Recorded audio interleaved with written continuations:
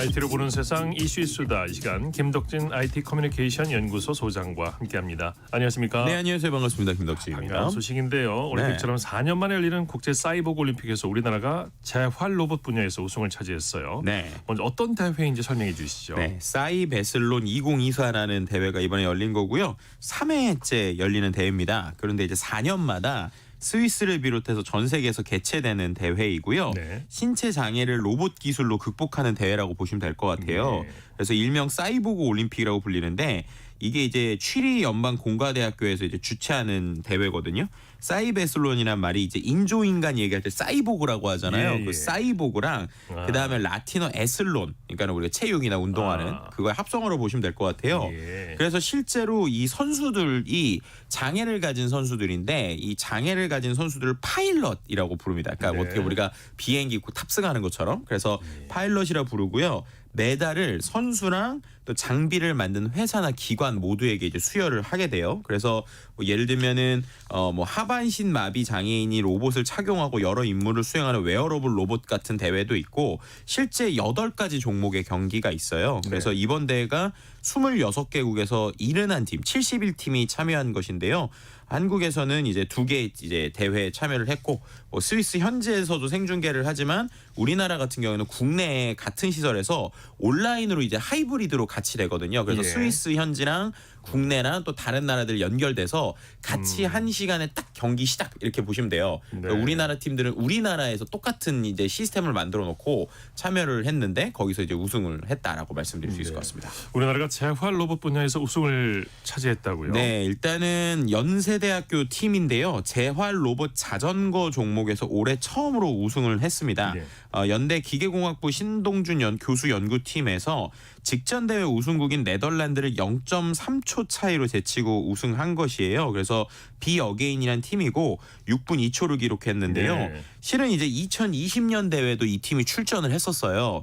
근데 그때는 5위였었습니다. 네. 근데 이제 4년 동안에 이 휴머노이드의 이제 균형 제어 기술 또 웨어러블 로봇 기술을 접목해서 기술력을 높여서 그래서 이제 올해는 네덜란드 팀을 이제 제치고 우승을 차지한 것이죠. 네. 그러니까 하반신을 전혀 사용할 수 없는 장애인이 자전거를 타고 2km에 가까운 트랙을 돌았다는 건데 네. 어떤 원리로 이게 가능한 겁니까? 네, 이제 정확하게 이제 이 종목 이름을 들으면 좀 이해가 되실 거예요. 이 종목 이름이 아까 재활 로봇 자전거 종목이라고 했지만 정확하게 표현하면 FES라고 해서 근육 전기 자극 재활 로봇 자전거입니다.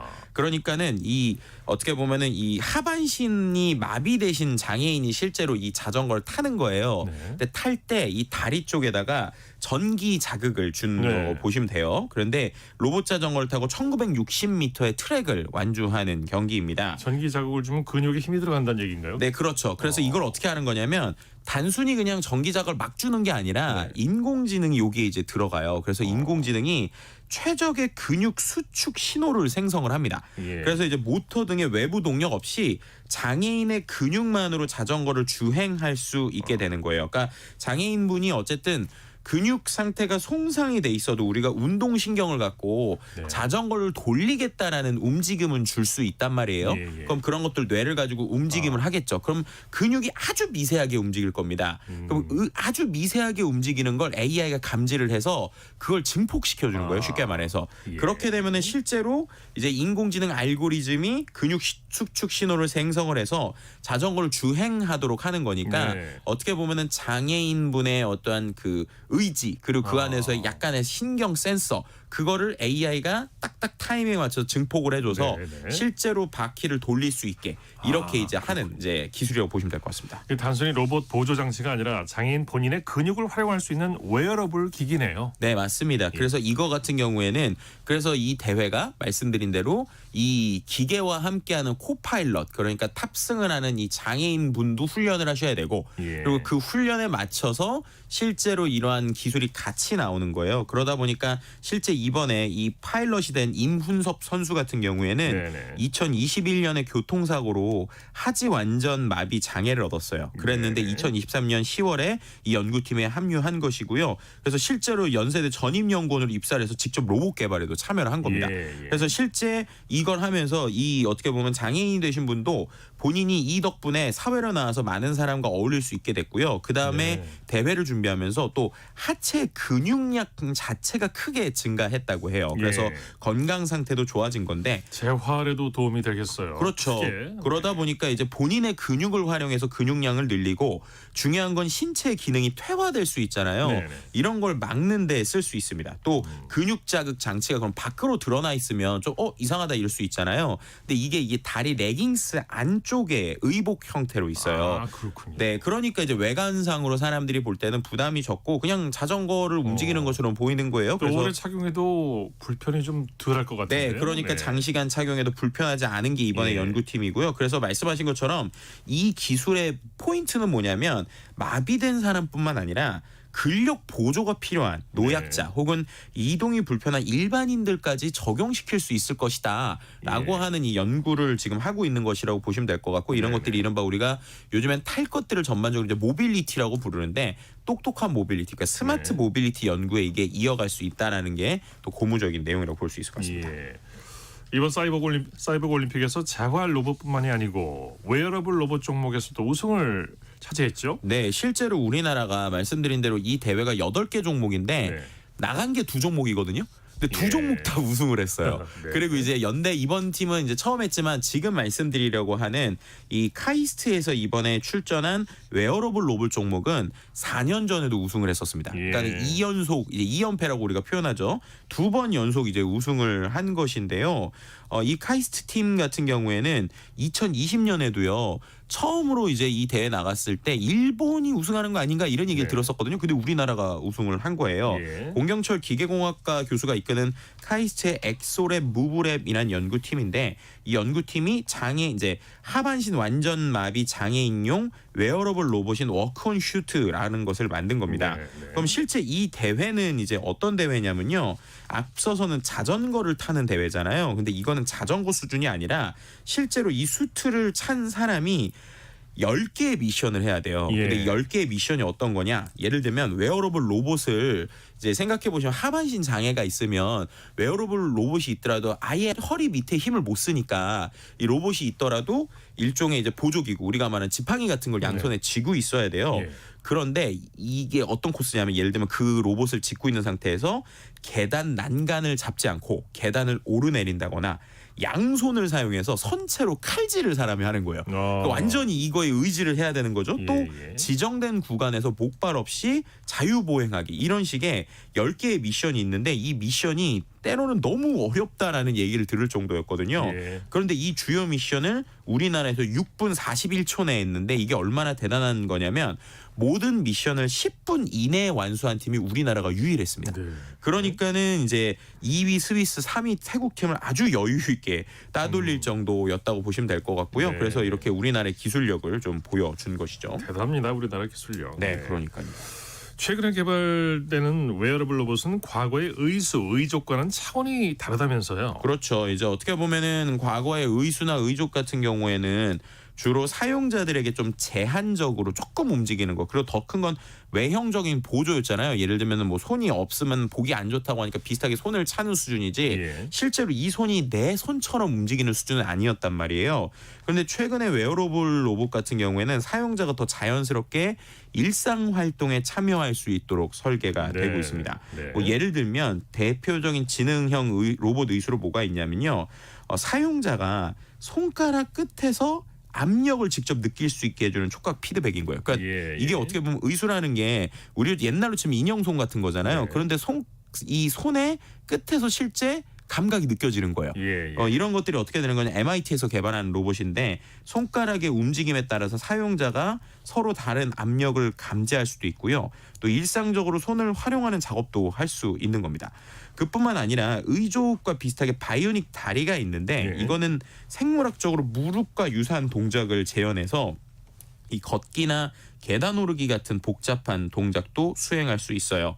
그리고 이런 것들이 좀 전반적으로 좀 비싸거든요. 그런데 또 생각을 해보시면 의수라고 생각하면 보통 사고로 인해서 완전히 손이 절단된 분들에 대한 건데 요즘엔 또 이런 공장 현장에서 보면 손가락 한두 개가 절단되거나 예. 아니면 문제가 생기시는 경우들도 있잖아요. 근데 이런 경우에는 또 의수를 차기가 좀 애매했었어요. 근데 요즘에 우리나라에 있는 만드로라고 하는 스타트업이 실제로 CES에서 주목받은 기술이 있거든요. 네네. 이건 뭐냐면 전체가 아니라 손가락 하나, 손가락 두 개, 혹은 팔 일부를 잃은 절단 장애인을 위한 로봇 의수를 만들어낸 회사가 마크 7D라는 걸 만들었어요. 예. 근데 이게 이제 중요한 게 뭐냐면 기존에는 우리가 이런 손가락 하나 두 개 차려고 해도 몇 천만 원 수준의 돈이 예. 들었거든요. 근데 이거는 한 20분의 1로 가격을 낮췄습니다.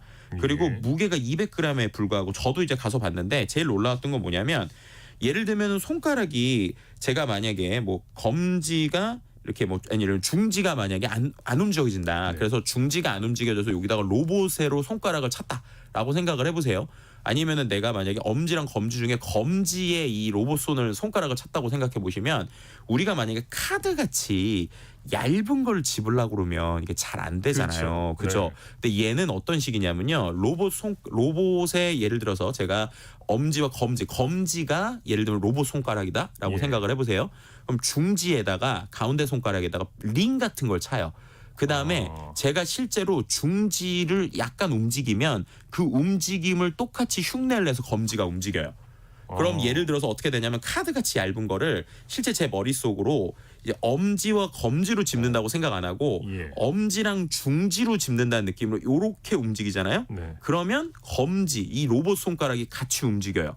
그래서 실제로 엄지와 검지가 아주 얇은 카드 정도까지 잡을 수가 있어요. 네. 그럼 결국 조금만 훈련을 하면 실제로 이런 로봇 손가락을 통해서도 우리가 아주 디테일하게 뭐 젓가락 움직임을 한다든지 예. 이런 것들이 가능해지는 거거든요. 근데 이것도 가격이 아주 싸게 되니까 이런 기술들이 있다라고 하면은 실제로 장애를 겪으시거나 사고로 인해서 뭔가 손가락이나 발을 다치신 분들도 이런 네. 기술을 통해서 이제 올라올 수 있고 그 다음에 네. 더 중요한 건 이 기술이 요즘에는 반대로 사람한테만 적용되는 게 아니라 예. 요즘에 이 휴머노이드 로봇이라고 그래서 사람과 같은 로봇을 만드는 것들이 또 많아지고 있잖아요. 네네. 근데 이런 로봇들이 손가락을 아직 완벽하게 이렇게 잘 못 움직이거든요. 예, 예. 근데 이런 데에 오히려 사람을 위해 만든 이 의수 기술을 좀 요즘 또 적용하는 실험들이 있어요. 네. 그러면 어떻게 보면 사람의 움직임을 똑같이 흉내내서 아주 손가락을 자세히 움직일 수 있는 네네.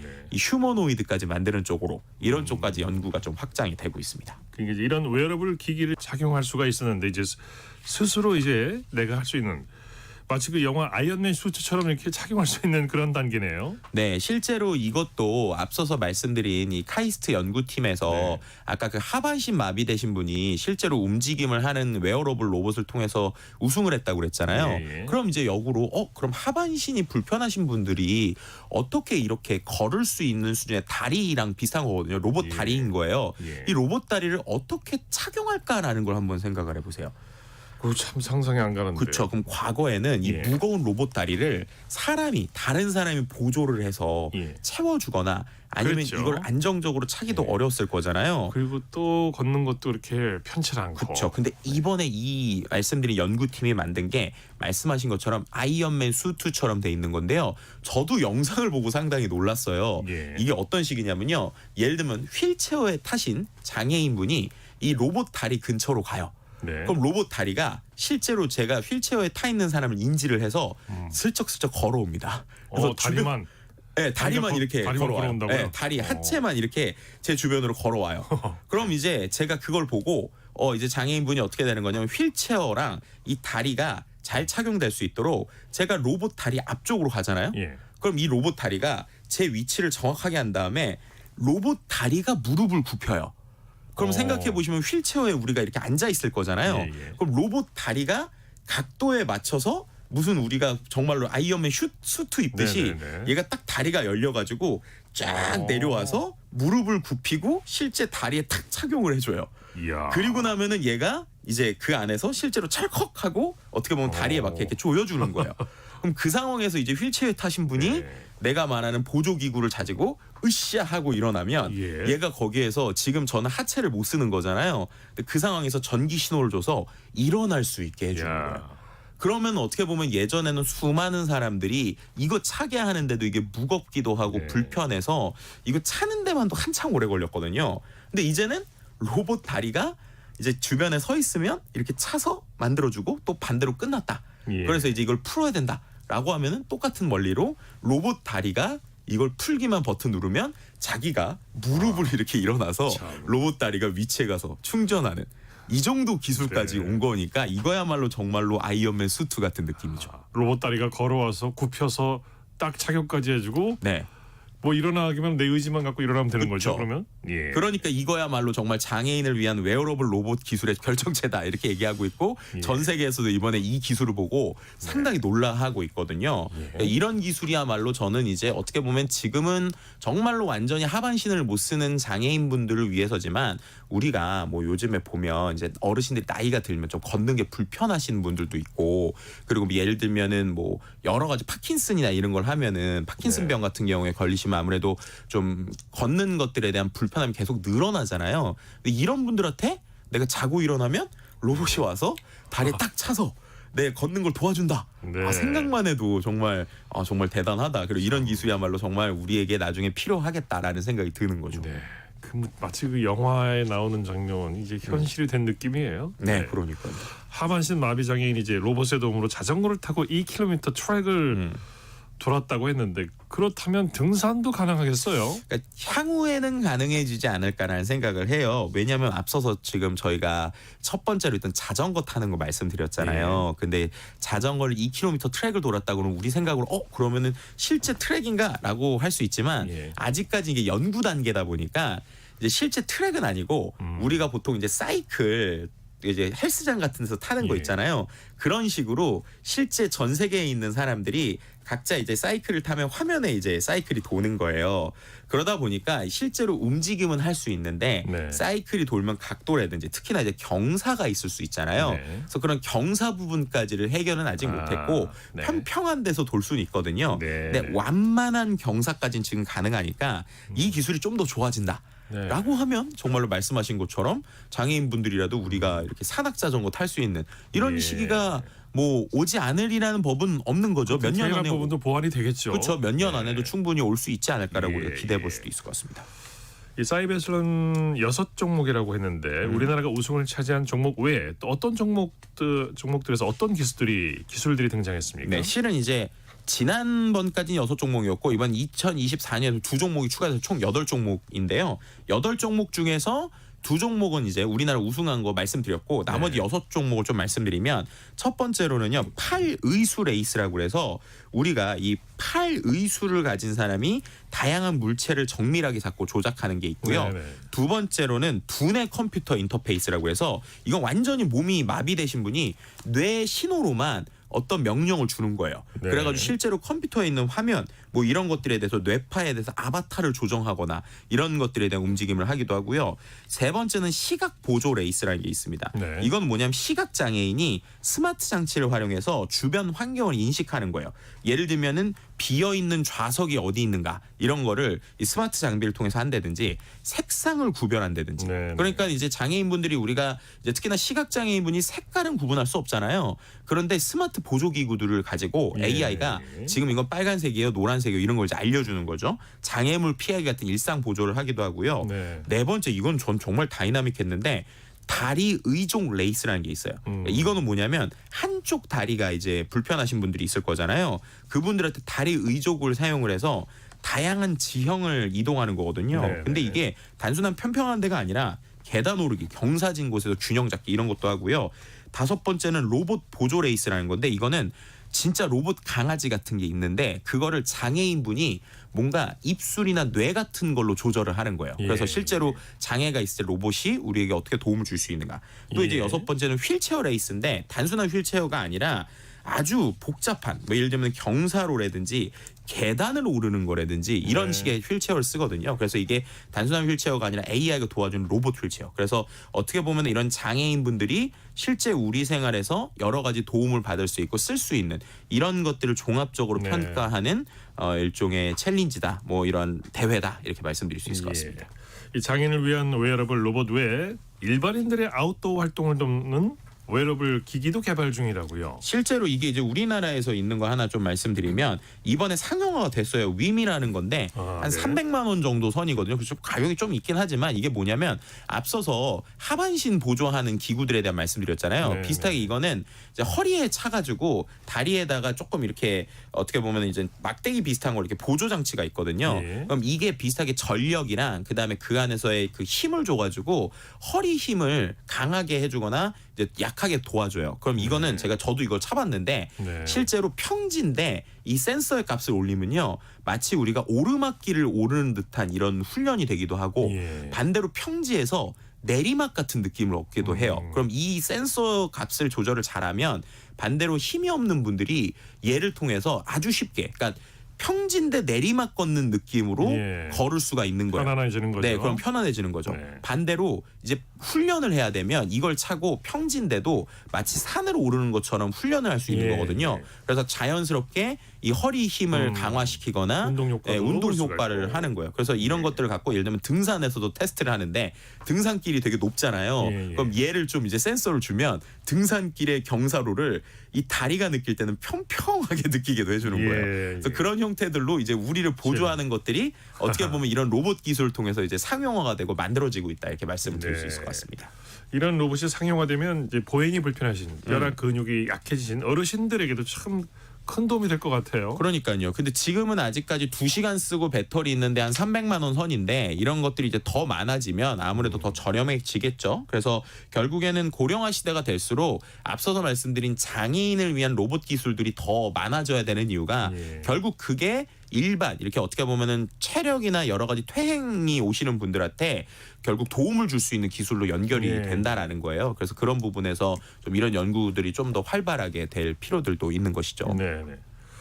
이 밖에 또 어떤 기능을 가진 로봇들이 있습니까? 정말 많이 있는데요. 말씀드린 것처럼 소프트, 뭐 의수, 의족 같은 것도 있고 요즘에 저도 관심 있게 본 게 루게릭병이라고 그래서 몸이 굳어지는 것들 네네. 있잖아요. 근데 그럴 때 신경 질환을 보조해 주는 것들도 있어요. 그래서 예. 팔을 좀 부드럽게 움직일 수 있게 이제 전기 자극을 통해서 이런 것들도 있고 아니면은 이제 공기 압력을 활용한 수트들이 있거든요. 이건 뭐 하는 거냐면 이것도 제가 이제 미국에 가서 한번 해봤는데 네. 허리에다가 차면은 얘가 뭐 우리가 눈 치우기나 이런 거 할 때 허리를 되게 많이 쓰잖아요. 네네. 근데 얘가 이 허리를 쓸 때 되게 힘을 덜어줘요. 예. 근데 이게 공기압으로 하는 것들도 있어요. 그러니까 전기자극을 쓰는 게 아니라 허리에다가 공기압을 하면 우리가 네. 단순 반복 예를 들면 택배 나르고 이럴 때 있잖아요. 예, 예. 그럴 때 힘을 좀 도와주는 것도 있고 뭐 손 재활 로봇이라든지 이런 네. 다양한 형태들이 계속적으로 또 나오고 있는 상황이라고 말씀드릴 수 있을 네. 것 같습니다.